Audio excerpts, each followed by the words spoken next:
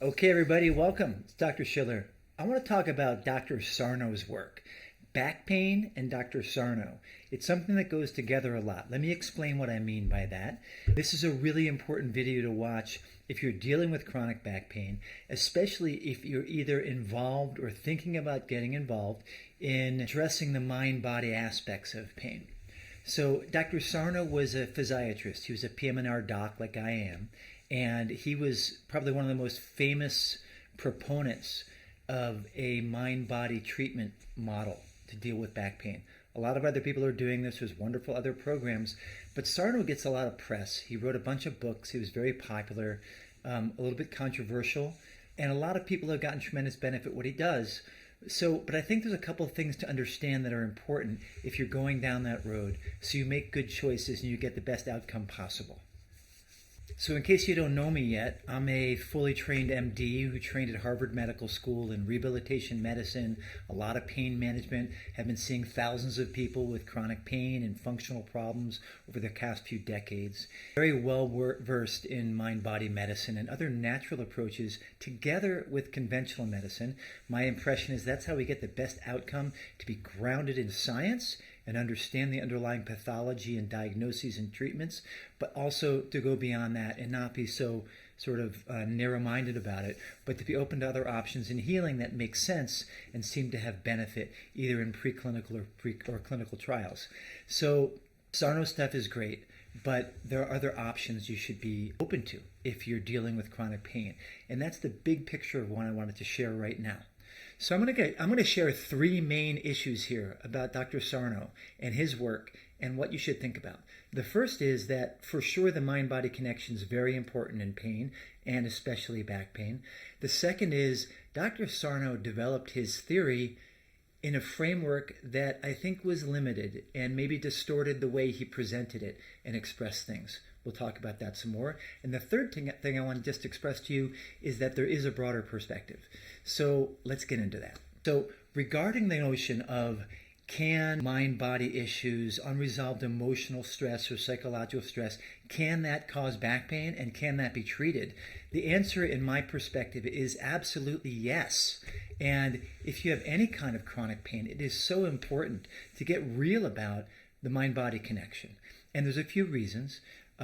Certainly clinically, those of us who work in that field and work in that context, I can't tell you the number of people I've seen who have gone down the road of doing all the conventional stuff, and they come to me and say, I've tried everything. I can't get better. I'm hopeless. And when we got them doing mind-body stuff, a huge change happened. And so that has just fueled my interest and my exploration and also following the research.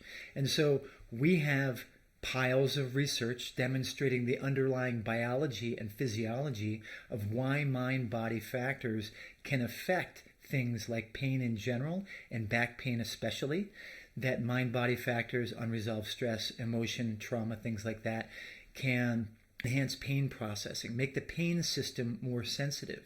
They can affect your postural and neuromuscular reflexes that actually can shift the way your structure of your body functions and make it more susceptible to pain. There's a robust and growing research about traumatic and adverse childhood events that basically prime the system for illness and chronic pain. And then we've got a clinical literature of looking at chronic pain, especially chronic back pain, because it's the most common kind of chronic pain. There's a lot of research into it. It's one of the main things that gets studied. And lots of research telling us, when we do things like CBT and mindfulness and other mind-body related therapies, whether they be starting through the body or starting through the mind, seem to show benefit in a lot of patients. So if you're on the fence and thinking about it, I really suggest you engage the process. There's more videos that you can find in my stuff online to learn more about it.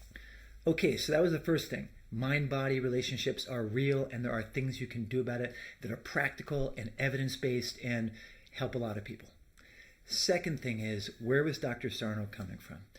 So there's a very well-known phenomenon in those of us who are like experts in pain and back pain, that a lot of back pain, they don't ever find a demonstrable lesion to explain it. And so what's a lesion? A lesion is things like a herniated disc or a broken bone or a torn ligament or some sort of mechanical structural pathology that an orthopedic surgeon might treat or some other provider might somehow fix. And the other challenge with that is that we know, for instance, that a lot of the findings we find on CAT scans and MRIs that might look like they're bad, like bulging discs or even herniated discs, are found in many, many people who don't even have pain. So they can't always be the issue or the explanation for pain.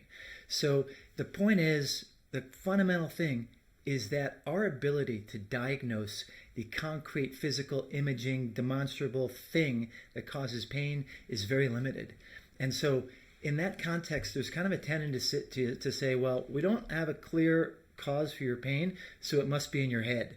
And there's a lot of that goes around. And a lot of patients, in my experience, suffer from that because they get sort of like, pushed away or humiliated by their doctors who say, oh, well, nothing's on your scan, so just take an antidepressant medication or something, which is a nonsense answer. It's a nearly abusive and infantilizing answer, and I hate that because the picture's broader.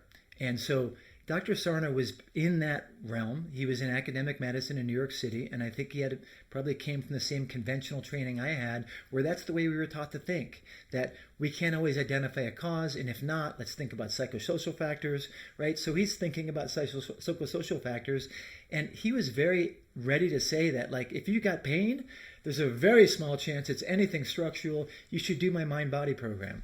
Great. Okay, so that helps a lot of people. And for some people, it's helpful to just get them to stop thinking about, oh, it's my discs or my this or that, so that they actually do the inner work of dealing with the emotional stuff. But the picture is broader. And so my picture, after I finished my training and realized I can only help 40% of the people who came to me for chronic pain stuff, is I started studying other approaches, and specifically osteopathy. And osteopathy is an art and science of working on the structure and the integrative structure of the body. And what we find is that there's a lot of issues that really seem to be pain generators that don't show up on CAT scans and MRIs. And if you go see a doctor who doesn't really know how to do a good physical exam and identify these things, they're not going to find it. They might get a scan and say, oh, we don't find anything on the scan. But they're not figuring out that, okay, your pelvis is asymmetrical. You've got extra muscle tension or imbalance here. You've got restricted soft tissue. You've got a shift in your abdominal organs that is actually affecting the way your spine works. There's the mind-body thing. Then there's also certain sort of biochemical issues that a lot of docs don't look for that can predispose towards increased pain. And these things that are fairly easily measurable, like vitamin D deficiency and magnesium deficiency and B12 deficiency that often gets missed depending on how they test for it. So there's a whole set of things that don't really get studied or thought about when people are just focusing on what can I see on the imaging study.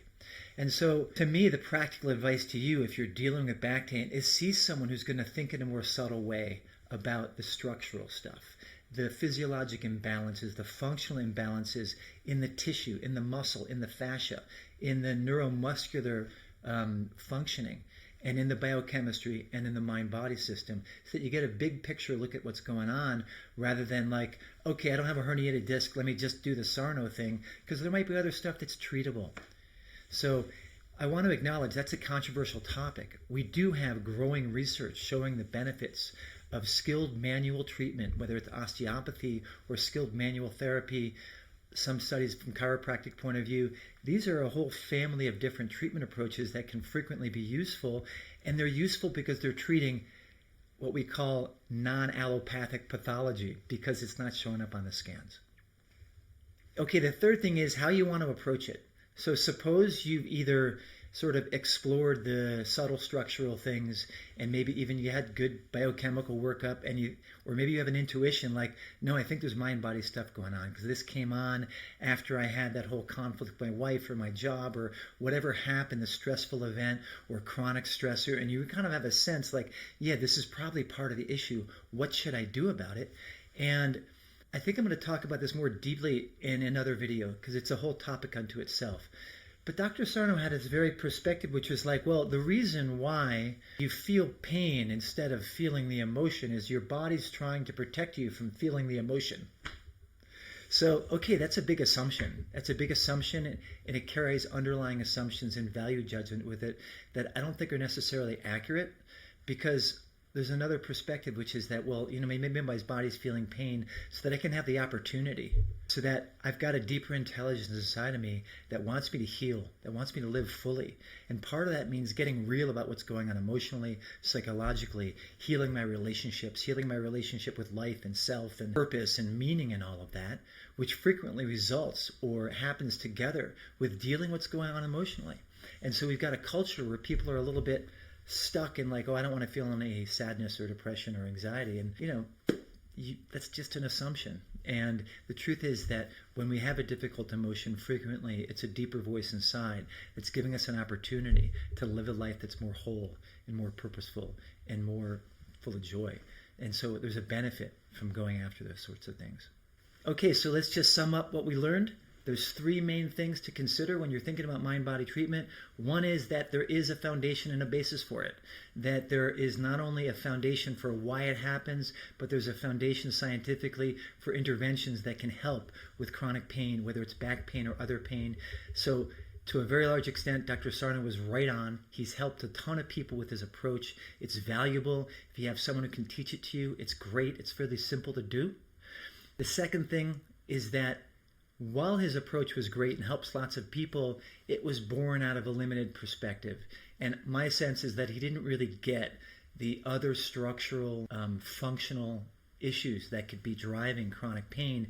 And those things can be addressed as well with the right kind of practitioners and exercise and movement and all that kind of thing. And the third part is that, his assumption, his understanding of why it is that our body experiences pain instead of us experiencing the emotion, I think has a lot of issues with it. And there's a better way to think about it that's more life-affirming, that's more connecting to your own inner purpose and your inner healing and your self-expression in the world. Okay, so I hope that's been helpful and interesting. If you want more info from me about the integrative approach that brings together conventional medicine and natural healing, dealing with pain and chronic difficult issues, you can join my email community at www.drshillerlearn.com. And if you do that, you'll get notified when I put out new content, and you'll get notified also about things that I offer that are skill building experiences and various kinds of coaching and learning that can help you mobilize your inner healer, live better despite chronic pain, chronic illness, and even heal those problems. So thanks a lot, and I look forward to seeing you around.